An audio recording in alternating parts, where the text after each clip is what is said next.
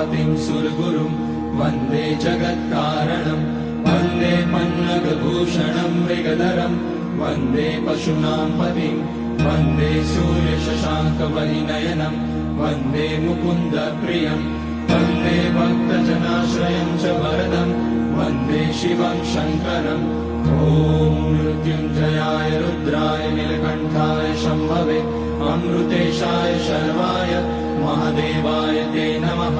नमस्तेऽस्तु भगवन् विश्वेश्वराय महादेवाय त्र्यम्बकाय त्रिपुरान्तकाय त्रिकाग्निकालाय कालाग्निरुद्राय नीलकण्ठाय मृत्युञ्जयाय सर्वेश्वराय सदाशिवाय श्रीमान् महादेवाय नमः।